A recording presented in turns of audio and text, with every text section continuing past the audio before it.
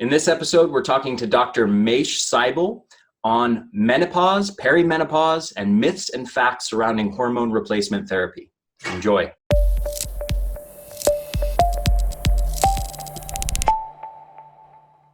Hey everyone, welcome back to the Energy Blueprint podcast. I'm your host, Ari Whitten, and today I have with me Dr. Maish Seibel, who is a women's hormone, fertility, and menopause and hormone replacement expert. So we're going to be talking all about those topics today.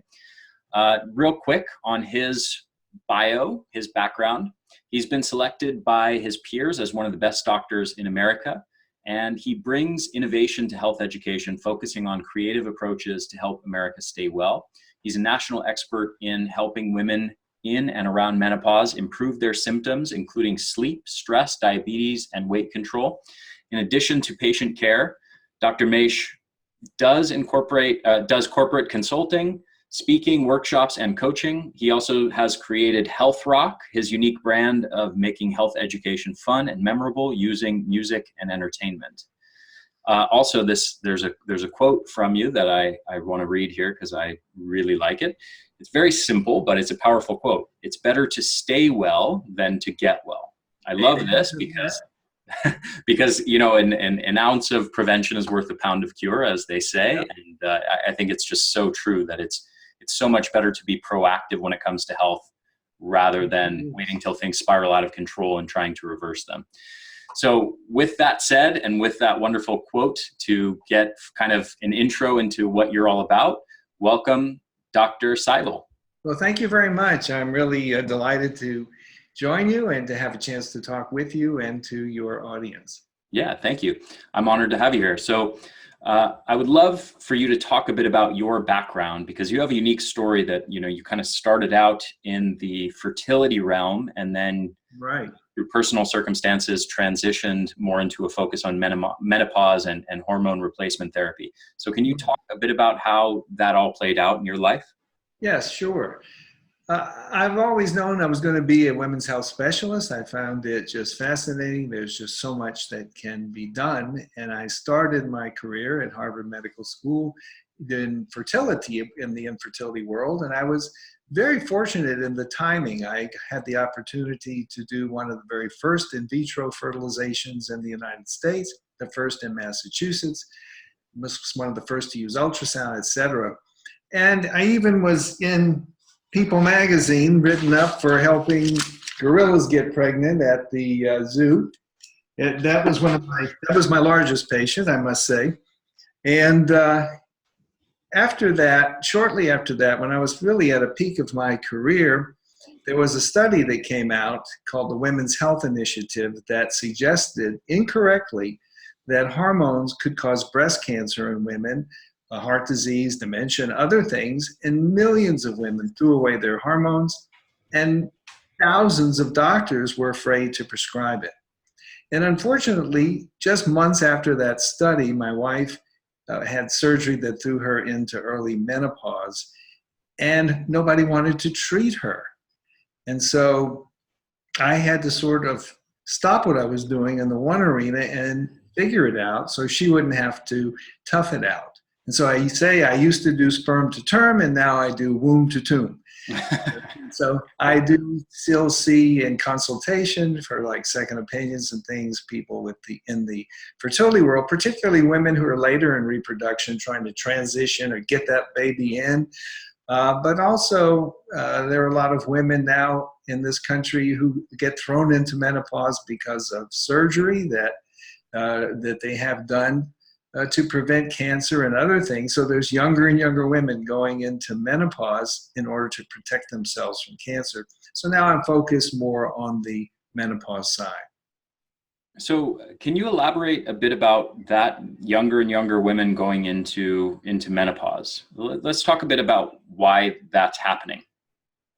Well, one thing that's happening, I mean, there are, in a kind of an overview, I mean, menopause is still happening in general around age 51. That's the mean age in the United States. But if you look at menopause, which is the natural menopause, it is at age 51, there's still about 5 to 10% of women who are going into menopause before age 45. That's just what's happening in the United States right now. And 1 in 100 before age 40. 1 in 1,000 before age 30. So, you think menopause is about older women, but it's not about age at all. It's actually just about transitioning from reproduction into post-reproduction. And as I alluded to, the women who have certain genetic predispositions to certain cancers are being advised to get surgery done when they're 35 to 40 in order to prevent them from having ovarian or breast cancer. And as a result, we have several millions of women who have these genes and who are having surgery at this very early time. And they're petrified because, sometimes they haven't had time to complete their fertility. Sometimes they have. But, women are sometimes not marrying in a younger age. Many are going into professions and waiting until they're later to get married. And so, it takes time to find the right partner. So we have a lot of people who find themselves in a very uncomfortable position. There's solutions to that we could talk about, but still, it's tough. And of course, there's a lot of things going on environmentally too. There's so many pollutants in the environment and so forth that are toxic and lowering fertility overall. Environmental toxins and pesticides and a whole host of other things. Let's dig into that a bit more, the fertility side of things. Obviously, fertility and menopause are very much intertwined. But on the fertility side of things, infertility is becoming an epidemic, both among men and women in today's world. You just alluded to some of the reasons behind that, but can you talk kind of about maybe some of the statistics of rates of infertility and how they're transitioning in the last few decades? And then what are some of the big causes of why there's such an epidemic of infertility right now? Well, part of it is really self-imposed. This is not the biggest reason, but it's a reason, and that is that as women delay childbearing longer and longer to keep their, to find their work and to get their professional lives started, they find themselves they're starting to get pregnant instead of at 20 or at 22 or at 25. Many women wait until they're 30 or 35, and some are waiting until they're 40. But the fact of the matter is that there's a tremendous decline in the fertility of a woman after the age of 35. And after the age of 38, it drops again. After the age of 40, it drops again. After the age of 42, it has dropped really down to very low single digits. So it's very important that if you're going to have kids, to try and plan your family soon as you can.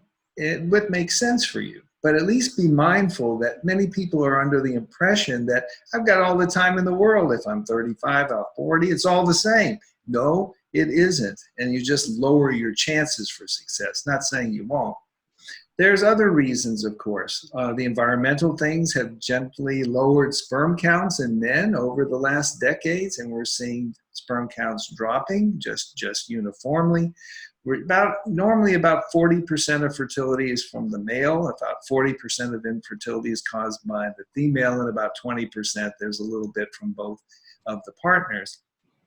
The problems are really, if you break it down into why people can't have kids, it's for the woman, it's either hormonal, the ovulation, the egg production is not ideal, or mechanical, the tubes, the openings of where the egg gets to the uterus to get fertilized. There's blockage or scarring. There's things like that happen. And from the male, it's lower sperm count. That could be due to infection or toxins, or some men are born with a blockage that doesn't allow sperm to come out. And some women go into early menopause, as I mentioned, about 1 in 100. And some men are born with really no sperm or very, very low sperm. So there's multiple reasons why it can happen. Very interesting. And are you aware of any particular methods or natural therapies or lifestyle strategies that can impact this to a significant degree? Is it modifiable by lifestyle and nutrition habits? Well, many things are, many things are, but, stress is a big thing in our country today. Stress affects the woman's ability to ovulate, and stress affects the male's ability to produce sperm. And so stress is a real factor. Smoking is probably one of the simplest toxins to get rid of. Excess alcohol or drugs. I'm talking about illicit drugs. Those are things that are very common today and that have an impact on reproduction and the quality of the woman's ovulation, the man's sperm count. Those are very modifiable. Being particularly overweight can be a problem, and it's also a higher risk of miscarriage for women who are particularly overweight. Those are things that can be modified and are not easy to do, but doable. The thing that isn't reversible is the changes that happen with the number of eggs as a result of a woman's age, because they decline over time, and that is best handled by starting sooner. Okay. On the point of the decline in fertility and the number of eggs that happen with age, if a woman is particularly health conscious, does that influence fertility? Is there any kind of data that we have comparing, the number of eggs or the fertility levels in very health conscious, sort of lean women with healthy lifestyle habits versus those who don't have such healthy habits? Well, let me just say that lean can be a problem. If you're a person who is struggling with bulimia and anorexia, then Sure. sometimes there's too little food intake and you need the proteins in order to make the hormones to ovulate. So too little weight is also a problem. Too much weight is a problem. Absolutely. But of course, people who are healthier, who eat healthier, who exercise, who quality control their stress, who are trying to get enough sleep, people who do those things are going to be healthier, and everything they do is going to be easier from a health point of view, no question. But the problem is that today we have such tremendously great technology with in vitro fertilization and injecting sperm into eggs and all the new things that are out there, that many people are under the assumption that I don't have to worry about it at all. And what I'm trying to raise awareness of by speaking with you is that that's only partially true, and that in fact you can wait too long so that the best technology in the world may not be able to help you. So I'm just putting out a red flag and just saying, hey, if you take care of yourself and you try to have your kids at a reasonable time, meaning ideally 35 or under, you're going to probably do fine. And if you start waiting longer and longer, then you may still do fine, but A, it's going to take longer, and B, it's going to happen less consistently. Mm-hmm. Very interesting. Do you, just out of curiosity, do you envision any significant breakthroughs in the coming 10, 20, 30 years as far as in vitro fertilization and the ability of otherwise infertile couples to have a baby? I think today it's impossible to think 30 years ahead because the changes are happening on a hockey stick kind of a change. The rate of change is just so great. But, the biggest thing that's happened in the last year or two is that women are now able to freeze their eggs, and the eggs can be thawed and be successful. So when you're married or you have a partner and you fertilize an embryo, meaning the fertilized egg, for years now we've been able to take the fertilized egg, freeze it, thaw it out, and have very good success rates. But it's only recently that single women or women who don't have a partner have been able to fertilize, have an egg extracted and just the egg frozen. Because remember, an egg is just one cell. It's the largest cell in the body. It's huge. You can see it with your naked eye. So it's big for cells. But it's only one cell. And so if anything goes wrong with the egg, you lose that potential for pregnancy.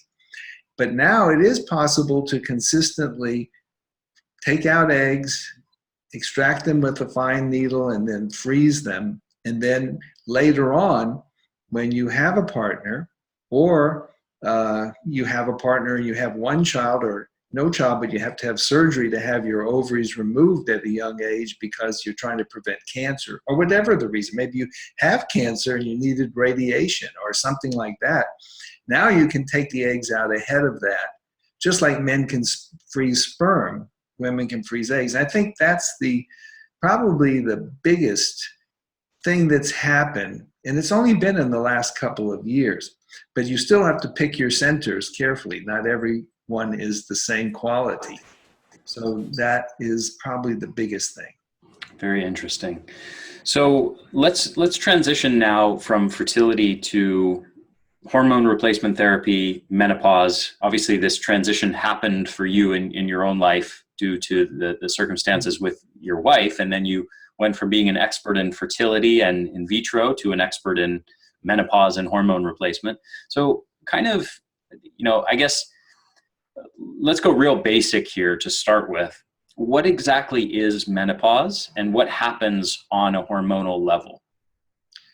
Well, at menopause is defined as 1 year after a woman's last menstrual period. And I've mentioned it typically happens at 51, but it can happen at any age. And the symptoms for that start up to 10 years before. So here you are, you think you're fertile, and then you're suddenly having hormonal fluctuations transitioning into menopause. But what happens is, as the number of eggs in the ovary dwindle, and you see a woman is born with all the eggs she will ever make. And then over her lifetime, that number diminishes. So as a fetus, when she is a fetus, she has like 7 million eggs. By the time she's born, it's down to about 400,000. And then those get used up every month after age 13 or 15, whenever she goes through puberty. And then every month, 20 or so come forward, and that number diminishes over time until they're all gone. And when they're all gone, then the estrogen and progesterone they make is also gone. So you go from very high hormone levels of estrogen and progesterone, which are the things that really not only are for fertility, but they affect mood, and they affect skin, and they affect bladder and intimacy and all kinds of things. Those hormones suddenly go from very high to basically almost zero. And when that happens, the body reacts by missing those hormones. And so that's what causes all the symptoms. We have to remember our purpose in life from a biologic point of view is to have children and reproduce. And if you think in 1900, which I guess was a long time ago, but in evolution not so long ago, in 1900, the people didn't live beyond age 48. I mean, that was kind of the life expectancy. Of course, some people lived to be 60, 70, 80, but there weren't many because there was no antibiotics or anything like that. And if you got pneumonia, you died. Things are very simple, would kill you. So today, most women are going to live to be 81, and many are going to live to be 90, and 100 is the fastest growing age group in America. So people are living longer and longer and longer. And so they're going to be asking their body to stay well beyond menopause for more and more and more years. And that's why the hormone therapy can be helpful, but some kind of therapy, doing something is very helpful. Okay. So what is it kind of, what do estrogen and progesterone look like in a young woman with a menstrual cycle? I know this is complex and there's a lot of subtleties to this, but can you give kind of a basic oversimplification of what the fluctuations in estrogen and progesterone look like in a woman who still has a menstrual cycle versus what happens after she goes through menopause? Sure. And let's think about what happens to a woman at puberty. Now you've got a girl who's prepubertal. She's flat-chested many times, kind of looks like a boy or a girl. They all look about the same when they're younger. And, her body is kind of up and down. And she has no real thoughts about sex or sexuality or any of those kinds of things. And then what happens is she starts to have puberty. And then what happens? Well, breasts start to grow, curves come to hips, skin gets shiny and fresh, thoughts happen in her mind about the opposite sex, or sexual thoughts happen.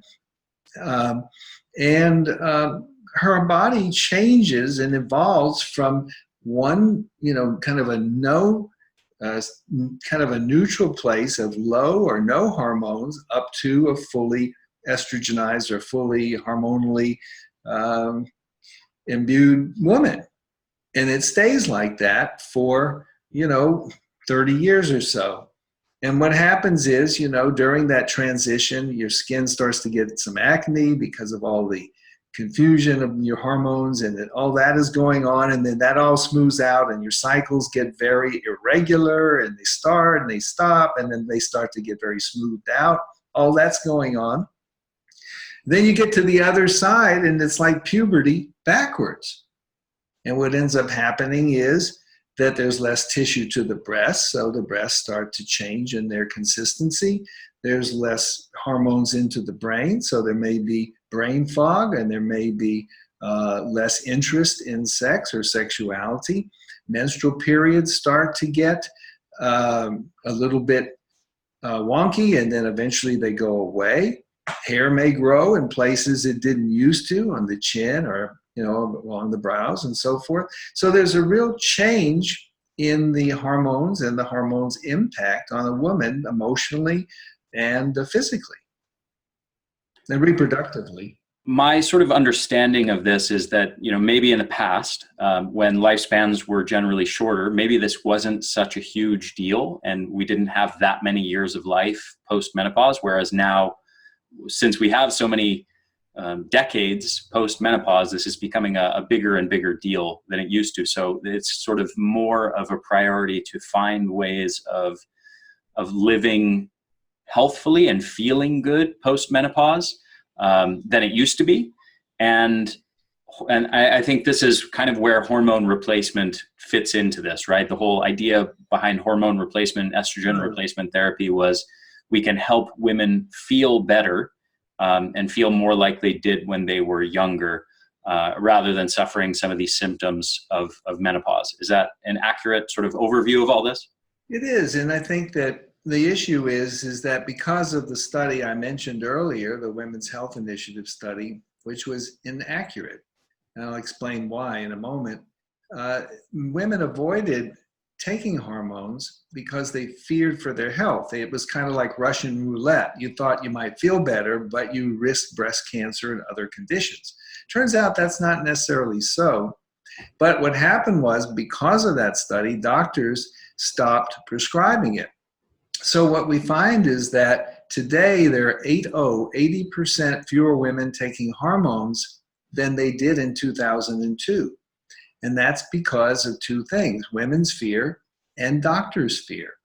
And then what's ended up happening is, because there's 80% fewer women taking hormones, there's not as many people proficient in prescribing them, because the doctors in training for the last couple of decades have not gotten any training. As a matter of fact, what I'm doing at Harvard Medical School, Beth Israel Hospital, is not only seeing patients in perimenopause and menopause, but also helping to train the doctors in training, because they're unfamiliar and they don't see those patients themselves. And it's one of the reasons that I ended up writing my book, The Estrogen Fix, and one before it, The Estrogen Window, because this explains it in simple terms. And what I'd like to do is just briefly explain why they got it wrong, this very well-intended study. Because what they wanted to do was to prove estrogen was helpful. And they thought it was, because it seemed to be beneficial. But when they went to do the study, they enlisted thousands, tens of thousands of women. But because the estrogen was the #1 medicine prescribed in the United States at that time, it was a $7 billion hormone, they couldn't find any women who weren't on it. And so in order to fill the study, they took women who were in their 60s and 70s and gave them hormones. Mm. And they compared these women in their 60s and 70s to women with a placebo who were in their 50s who they didn't give the hormone. So they compared these older women to these younger women. And what they found was women who were in 60s and 70s have more health issues than women who are in their 50s. Well, that's what you would expect. Fortunately, about 25% of the patients were all in their 50s. And when they took the two groups with hormones and without hormones and they superimposed them so that everybody was in their 50s, there wasn't almost any difference between whether you took it or not. But it took them almost a decade and a half to sort out. It's the same patients. They took the same women who were in that first study and just culled out the ones of the same age. In doing that, they figured out that it's not hormones that's the problem. It's the estrogen window. It's the window of opportunity. And when you do that, you make things very different. We now know that women who take hormone therapy actually live longer, even in that original study. If they take it, they have a lower risk of heart disease. They have, if they take estrogen only, they actually have a lower risk of breast cancer, 23% lower risk of breast cancer if they need estrogen and progesterone. In other words, if they have not had a hysterectomy, then it's about the same, is whether you take it or not. And of course, you lower your risk of colon cancer, you lower your risk of hip fracture and osteoporosis, you lower your risk of diabetes. There's a lot of benefits from taking it. But even if you don't take it, the thing I want to encourage you to do is to do something about your symptoms because they are having an impact on it. Okay. I want to try and recap this from a slightly different perspective. Mm-hmm. So estrogen replacement therapy or hormone replacement therapy came into existence, what, in the 1980s, 70s, 90s? It actually was developed in 1942, but in the 50s is when it really became, more available. Okay.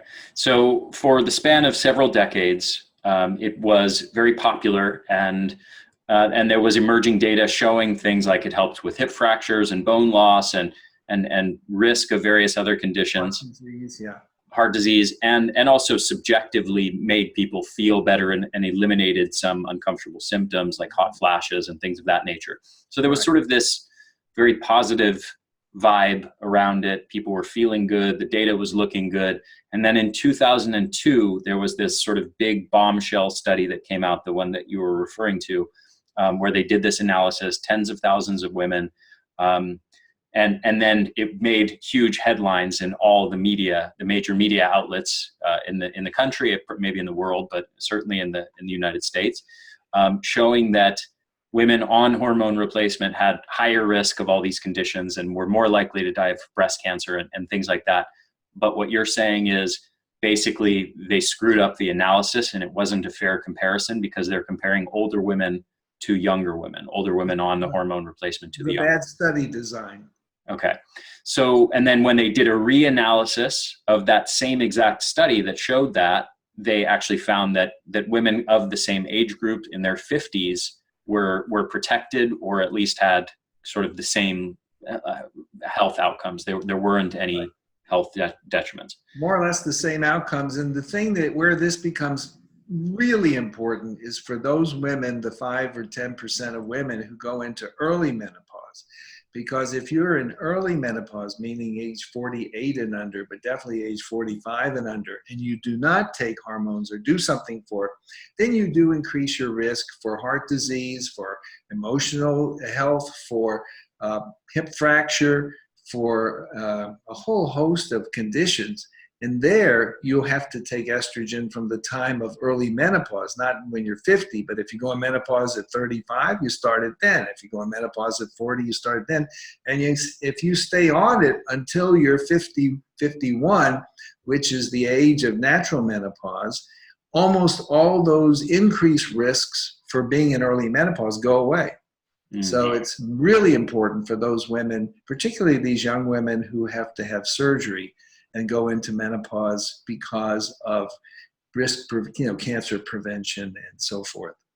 Gotcha. So is there any sort of, well, actually, before I ask that question, I have another question. We're talking about data from 2002 so far. I'm curious, there's obviously been 16 years from then till now. What does the data, from the last 5 or 10 years show as far as, examining hormone replacement therapy and various sort of health outcomes? Oh, it just keeps piling up once the mystery was cracked on this estrogen window, that investigators understood that when you start it is the single most important point of the hormone therapy. Now, the results are amazing. I mean, it's really helpful in controlling heart disease, improving sleep, improving sexuality, preventing dementia, bladder control, osteoporosis, longevity. The data is coming out like I read dozens of articles every month. They're brand new, reinforcing this, but more and more nuanced information. I mean, when I'm talking to women that I coach through menopausecoaching.com, and when I have people that I talk with, one of the things that they really want to know about is how to take hormone therapy. Is it safe to take it? Which type, how much, how long, and so forth. These are things that people are trying to sort out, because what's happened is, because the fear was so great, that what happened is that the fear is not rational. And once you have something that affects you emotionally that you fear, then it's very hard to undo that, because you've been hearing all this stuff. And what I'm saying is that there's tons of data, reams of data. In my book, The Estrogen Fix, I have references in my book that go explain every one of the things that I've done, all the papers that lead up to it. I mean, it's been recommended not only for patients, but also for doctors, because it's so well referenced. Now, you don't have to read those references. I tell you what it says. But if you wanted to, you wouldn't have to take my word for it. You could go look at those papers, and you would see the data is there. But you make a good point. It wasn't like they just took that one bad study and made it good. Study after study after study over the last decade have understood timing, then everything changed. If you continue to start it later, if you wait till you're 65 and start taking it, it's not what I just said. It's not true. It can be problematic. It does increase the risk of heart disease. It can increase the risk of dementia.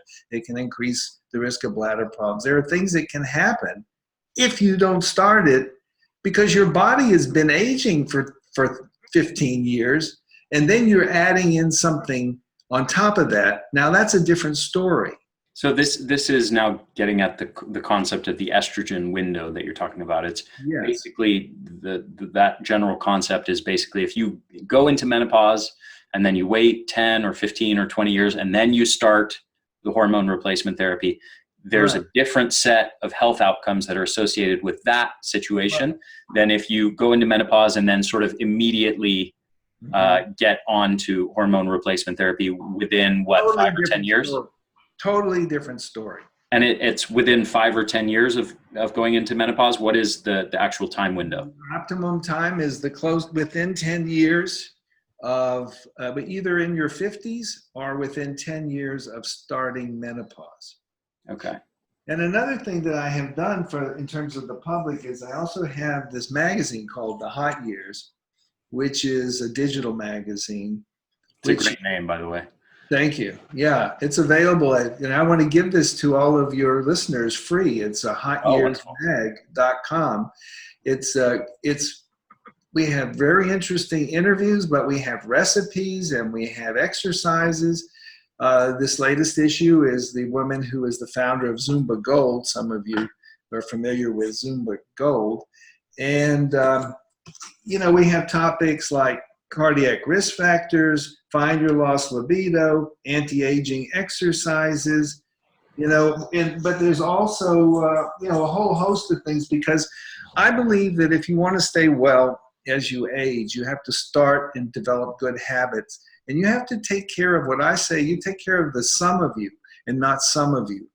It's very important that you realize that you are the sum of your parts, and that you have to deal with your emotional needs, you have to deal with your physical needs, you have to deal with your lifestyle needs, you have to figure out what's the best treatments. If you're not going to take hormone therapy, there are alternatives to hormone therapy that I've talked to people about, because they need to take their symptoms seriously. Because, for instance, if you take something like hot flashes are the most common symptom. They're a real nuisance, and 85% of women have hot flashes. These things at first glance just seem like, well, you feel warm, what's the big deal? But it turns out that women with hot flashes that do not treat them end up missing work on average about 6 times a year more than women who treat their hot flashes. And so as a result of that, they're also not sleeping as well. And as a result of that, they're also not performing as well at work. And so there's all these different studies that give data to explain that if you're treating your hot flashes, you're not a wuss, you're not somebody who can't tough it out. What you're doing is you're figuring it out so that you take care of yourself optimally, and you take care of the quality control of your life. And you sleep better, you feel better, you perform better at work, you go to the doctor less often, just from hot flashes. And I there was one thing that we were chatting about before I started recording that I thought was a good point.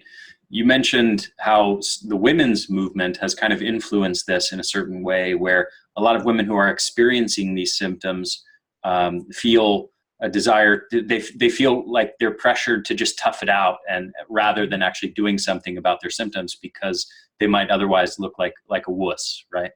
Exactly. So many women tell me, I can tough it out. I can deal with this. Of course you can deal with it. Why would you want to? I mean, I don't question it, but why? Especially if you realize that treatment options are really not putting you at increased risk, which is the misconception, or as I call it, the myth conception.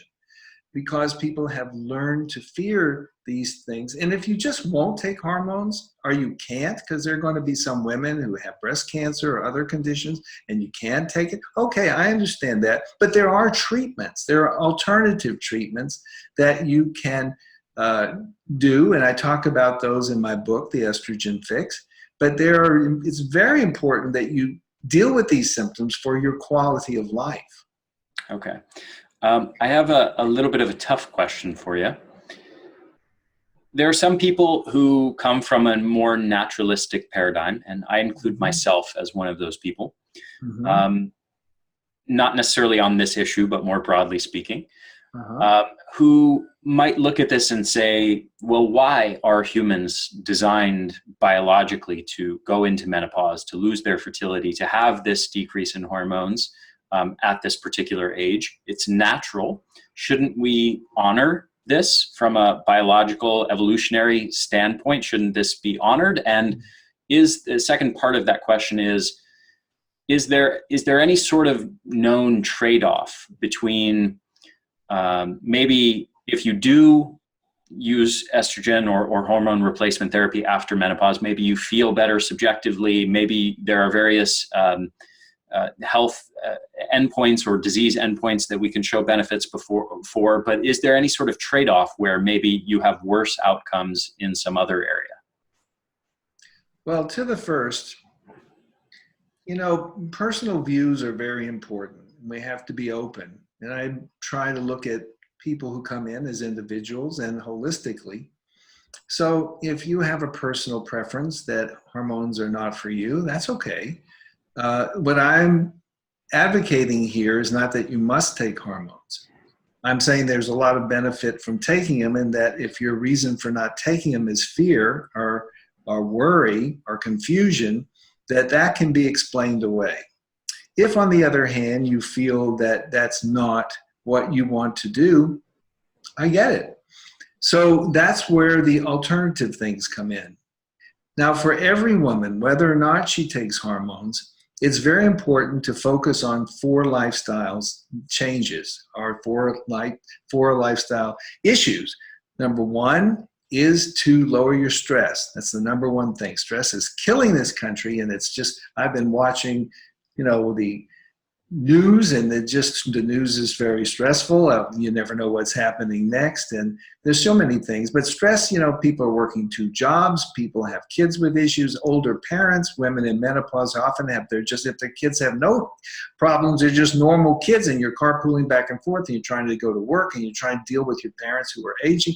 Life is tough, but stress reduction is essential. Number 2, exercise. You don't have to run the Boston Marathon, but you have to get up and do something every day, even if it's just 15 minutes every day, but you got to do something. Ideally, you could do 30 minutes 5 days a week, and that would be ideal. But exercise, that helps to control stress. It lowers the risk of depression. It lowers the risk of breast cancer. Exercise is good for you.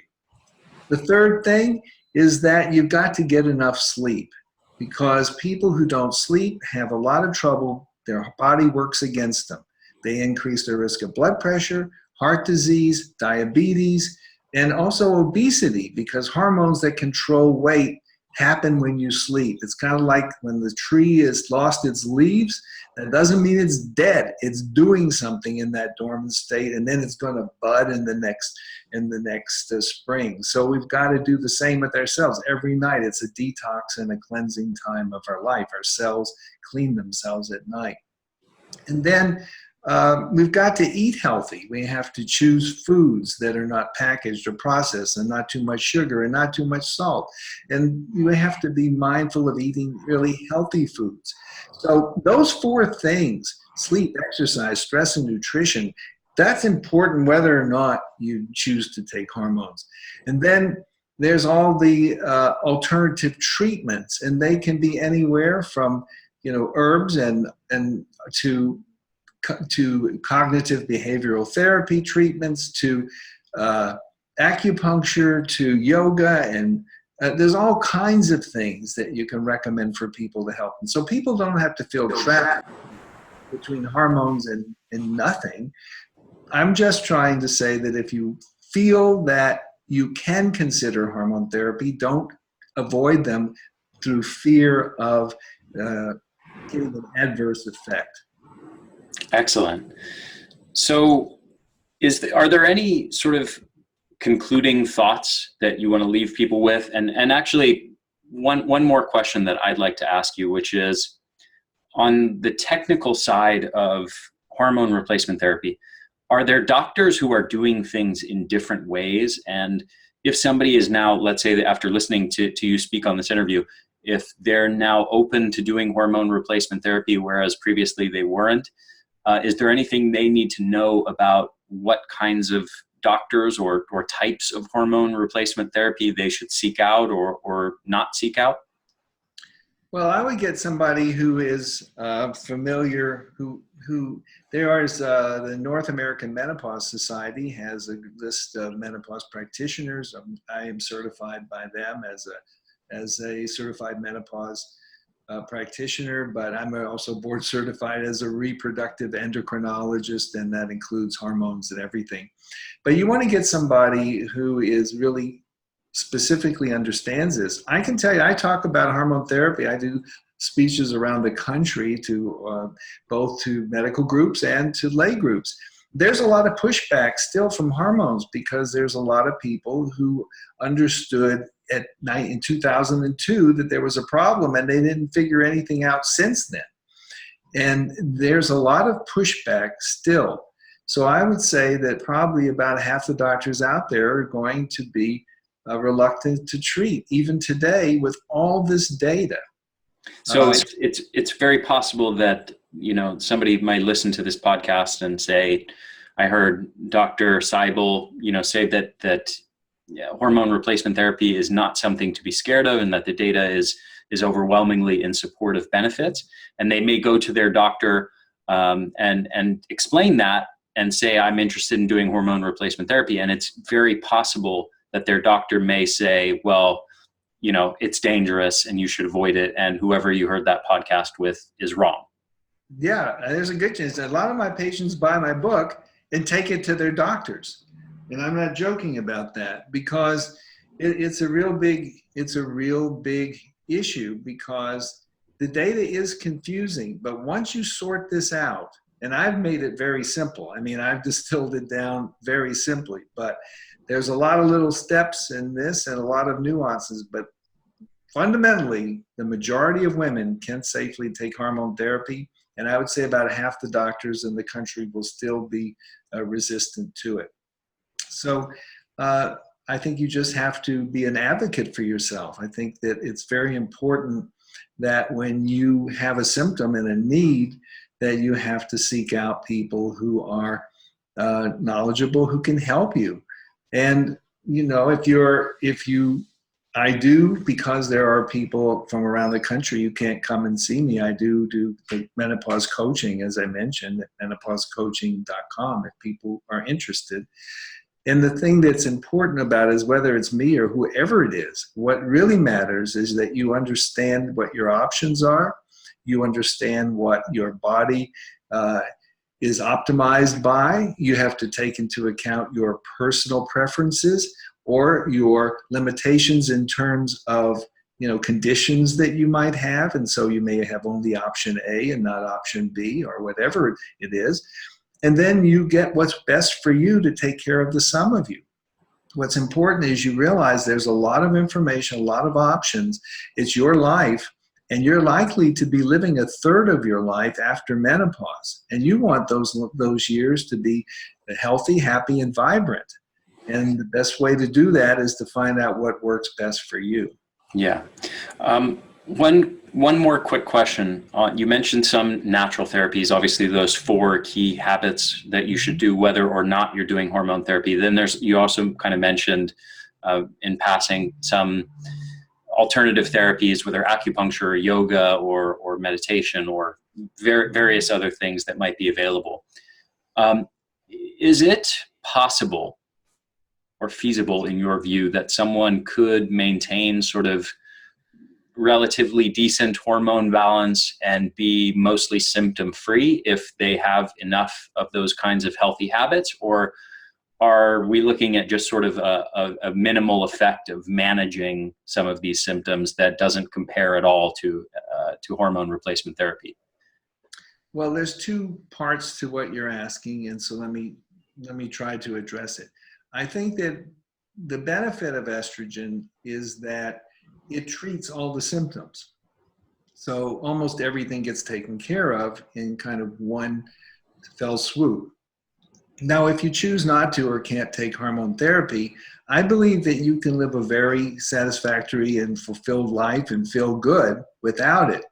But you're going to have to divide your body into its parts, and then you're going to have to find appropriate treatment for each of those. You have to do things to protect your mind, things to protect your skin, things to protect your bones, things to protect your bladder, things to protect, each part of you and each of the symptoms.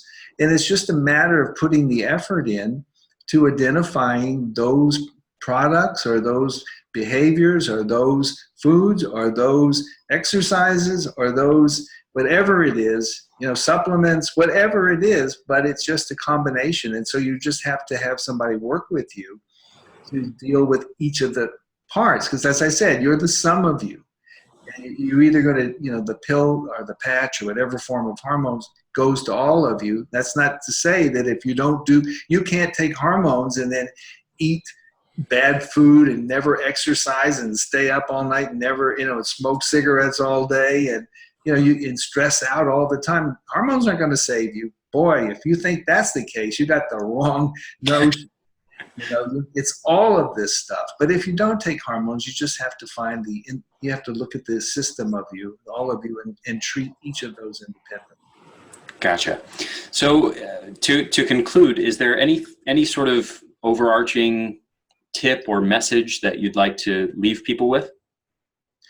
I would just say, from the first part of our conversation, if you're thinking about having children, have them early as you can, and don't think that technology will save you, even though it can bail you out sometimes or many times.